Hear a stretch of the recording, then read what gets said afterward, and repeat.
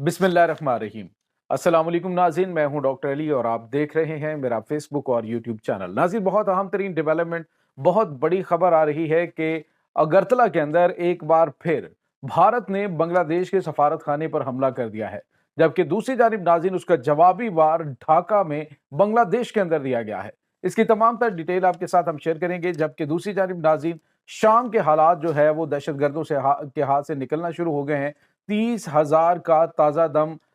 जो मुजाहिदीन का दस्ता है उसने आकर बिल्कुल गेम को पलट के रख दिया है। इसकी भी तमाम तर डिटेल्स आप जानेंगे। वीडियो की तफसील में जाने से पहले अगर आपने हमारे चैनल को सब्सक्राइब नहीं किया हुआ तो आपसे गुजारिश है, काइंडली इसको सब्सक्राइब कर लें और बेल आइकन को ज़रूर दबा दें ताकि हमारी आने वाली वीडियोस सबसे पहले आप तक पहुंच सकें। नाज़रीन, हम आपके शुक्रगुजार हैं जो आप हमारे वीलॉग्स को देखने के लिए वक्त निकालते हैं और कमेंट सेक्शन में अपनी मोहब्बतों का इजहार भी करते हैं।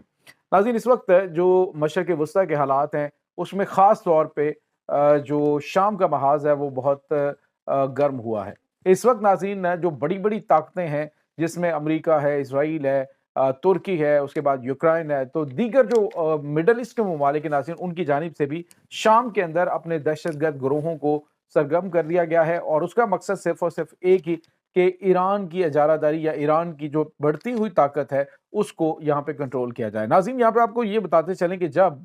दहशतगर्दों की जानिब से जो कि दाइश और अल-कायदा और दीगर तंजीमों ने नाम बदल बदल कर अपने आप को सामने लाया है, इनकी इस हमले से पहले हुआ ये था कि तुर्की के सदर रजब तैयब एर्दोगान से पहले जो है वो इसराइल की शैन बेट जो है उनकी इंटरनल सिक्योरिटी एजेंसी के चीफ है उनकी मुलाकात होती है। उसके बाद नाज़रीन इसकी मुलाकात नाटो के सेक्रेटरी जनरल से होती है। उसके बाद नाज़रीन ये अटैक लॉन्च कर दिया जाता है। इस हमले के पीछे नाज़रीन जो मकासद छुपे हुए हैं वो ईरान से हटकर मशरिक़ वस्ता के अंदर अमरीका और इसराइल की इजारादारी और उसके बाद नाज़रीन तुर्की के कुछ मज़मूम मकासद हैं और तुर्की के मकासद आप अच्छी तरह से जानते हैं वो क्या हैं। तुर्की अब खिलाफत उस्मानिया के दौर की वो स्टोरियाँ लेके बैठा हुआ है कि हमने जनाब यहाँ से ट्रेन चलाई थी हलब से, तो ये हुआ था, तो वो हुआ था। तो अगर देखा जाए तो और भी बहुत सारे ममालिक हैं, शाम में ही क्यों ये सब कुछ किया जा रहा है। और दूसरी जानिब नाज़रीन जो सबसे काबिल ज़िक्र चीज़ है वो ये है कि इस पूरे मामले के अंदर अगर अमरीका और इसराइल इनकी मदद करें तो इसका मतलब आप समझ सकते हैं। इसराइल एलानिया तौर पे कह रहे हैं जी कि हम ईरानी असलहा जो है शाम में नहीं पहुंचने देंगे। उसके बाद वो जो इनके chief of staff Herzi Halevi हैं उसने टाइम्स ऑफ इसराइल की रिपोर्ट 2 दिन पहले की, उन्होंने कहा कि हम जो दहशतगर्द हैं उनको सपोर्ट कर रहे हैं, उनको असलहा फराहम कर रहे हैं। तो अंदाज़ा लगाएं कि अगर किसी मुसलमान को जो मुसलमान होने का दावेदार है उसको असलहा इसराइल दे रहा है तो उसका मकसद आप समझ सकते हैं कि उनके मकासद क्या हो सकते हैं। नाज़रीन, हुआ ये है कि जो ताज़ा तम दस्ते हैं वो पहुंचे हैं। हिजबुल्लाह लेबनान जो है वो भी पहुंची है। राइटर्स की जानिब से कहा जा रहा था कि जी हिजबुल्लाह ने कहा है जी कि हम तो शाम के लिए बिल्कुल अपनी इमदाद भेजेंगे नहीं। लेकिन नाज़रीन सैयदा ज़ैनब खातून सलामुल्लाह अलैहा के रोज़ा पाक की हिफाजत के लिए इस वक्त ईरान की एलीट कमांडो फोर्स और उसके बाद हिजबुल्लाह के जवानों ने ये कंट्रोल संभाला हुआ है। और इसके साथ ही नाज़रीन जो सबसे बड़ी और अहम चीज़ है वो ये है कि इस वक्त वहाँ पे हालात जो हैं वो मुकम्मल तौर पे दहशतगर्दों के हाथ से निकलते जा रहे हैं। अभी थोड़ी देर पहले एक हमला हुआ है नाज़रीन जिसमें बताया जा रहा है कि जनूबी इलाके जो हैं शाम के हलब के इलाके जो जनूबी हैं वो मुकम्मल तौर पे दहशतगर्दों से पाक कर दिए गए हैं और वहाँ पर शामी फोर्सेज और जो अरब इत्तेहादी फोर्सेज हैं उन्होंने कंट्रोल संभाल लिया है। तो इससे आप अंदाज़ा लगा सकते हैं कि ग्राउंड फैक्ट क्या है। मैं आपको हमेशा बताता होता हूं कि एक शाम की जंग ग्राउंड के ऊपर है और एक सोशल मीडिया के ऊपर है। सोशल मीडिया पे आपको पता है बहुत बड़े लेवल के ऊपर इन्वेस्टमेंट की गई है और एक ज़हन साजी की जा रही है कि गजा के जिस तरह से मामलात हुए थे नाज़रीन वो सारे के सारे अकाउंट्स मैंने देखे हैं कि कभी गजा के हक में उन अकाउंटों से चीज़ जो है वो शेयर नहीं की गई।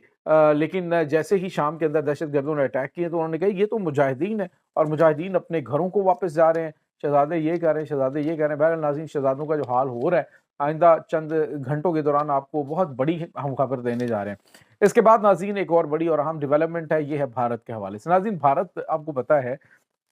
कि हमेशा से ही पाकिस्तान के खिलाफ और खित्ते के दीगर ममालिक के खिलाफ जो हर्जा सराई और जो दहशत गर्दी है उसको तो फ़रोग देता रहा। लेकिन नाज़रीन अगरतला का नाम जो है वो पहले भी आपने सुना होगा जब 1971 के अंदर सकूत ढाका हुआ है, बांग्लादेश अलग हुआ है, तो उस वक्त भी जो शेख मुजीबुर रहमान उससे पहले اس نے کیا کیا تھا کہ اگرتلا سازش ایک پاکستان نے پکڑی تھی، اور اس اگرتلا سازش کے اندر یہی پلاننگ کی گئی تھی کہ کسی بھی طریقے سے جو مشرقی پاکستان ہے اس کو توڑ کے الگ کر دیا جائے۔ ناظرین، اسی اگرتلا کے اندر ایک بار پھر ہلچل ہونا شروع ہوئی ہے۔ جی ہاں ناظرین، یہاں پہ بنگلہ دیش کا ایک سفارت خانہ ہے، اور ناظرین آپ کو یہ بتاتے چلیں کسی بھی ملک کا جو سفارت خانہ ہوتا ہے وہ اس کی سرزمین کنسیڈر ہوتی ہے۔ یعنی اگر آپ یہ کہہ لیں کہ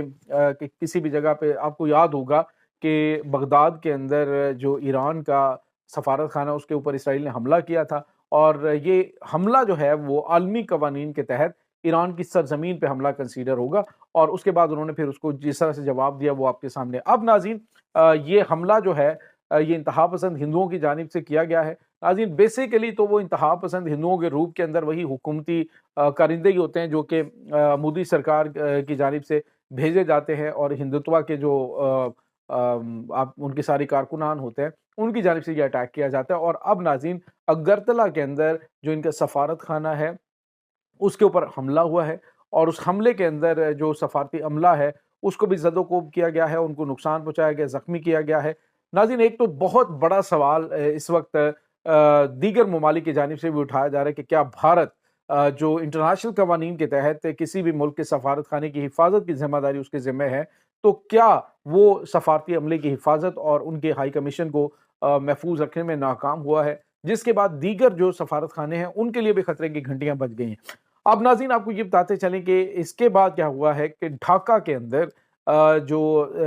بھارتی سفارت خانہ ہے اس کے گرد گھراؤ کیا گیا، جو بنگلہ دیش کے عوام ہے، اور انہوں نے شدید احتجاج کیا اور انہوں نے کہا ہے کہ ہم جو ہے وہ اینٹ کا جواب پتھر سے دیں گے۔ ناظرین یاد رہے ان دنوں بھارت کو بہت زیادہ مرچیں لگی ہوئی ہیں، کیونکہ وہاں پہ حسینہ واجد کی گورنمنٹ کا خاتمہ ہو چکا ہے جو کہ پرو انڈیا تھی، اور اب جو ہے وہاں پہ جو گورنمنٹ ہے وہ پرو پاکستان ہے۔ ابھی جو 2 دن پہلے میں نے آپ کو بتایا تھا کہ ایک اہم ترین خبر آئی ہے کہ پاکستان جو ہے اس سے تقریباً 3 سکواڈرن JF-17 تھنڈر طیاروں کے خریدنے کے حوالے سے ایک اہم معاہدہ ہو رہا ہے، اور اس معاہدے کے حوالے سے بتایا جا رہا ہے کہ بات چیت مکمل ہو چکی ہے، ڈاکومنٹس انہوں نے کمپلیٹ کر لیے ہیں، اور ان قریب پاکستان کے JF-17 تھنڈر بلاک 3 جنگی طیارے وہ آپ کو بنگلہ دیش کے بارڈر کے اوپر ڈپلائڈ نظر آئیں گے۔ اور انہوں نے کہا کہ بھارت کا مقابلہ کرنے کے لیے، کیونکہ بھارت اب جو ہے وہ حملہ کرے گا، بہانے وہ بنا رہا ہے، کبھی وہ کہتا ہے جی کہ وہاں پہ ہندو کمیونٹی کو بچانے کے لیے ہمیں اپنی فوج کو داخل کرنی چاہیے، مغربی بنگال سے ہم داخل کرتے ہیں، کبھی کچھ کرتے ہیں کبھی کچھ کرتے ہیں، لیکن ناظرین اب صورتحال یہ ہے کہ جو ان کی وہ 7 سسٹر ریاستیں ہیں وہ ان کے لیے بہت بڑا چیلنج بنی ہوئی ہیں، اور ان کو یہ لگتا ہے کہ پاکستان کی خفیہ ایجنسی ISI وہاں پر بیٹھ کر آپریٹ کرے گی اور ان کی تمام جو ریاستیں ہیں وہاں پہ ان کو ڈیسٹیبلائز کرے گی۔ بٹ ناظرین فیکٹ یہ ہے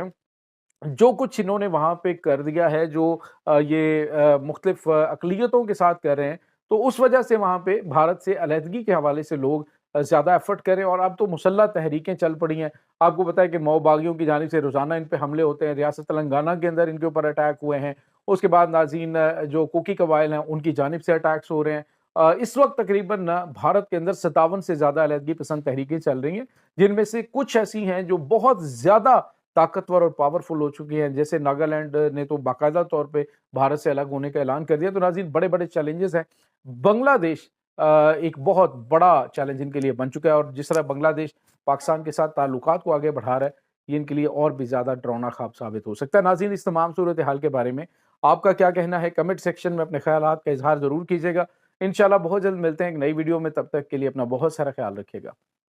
اللہ وارث۔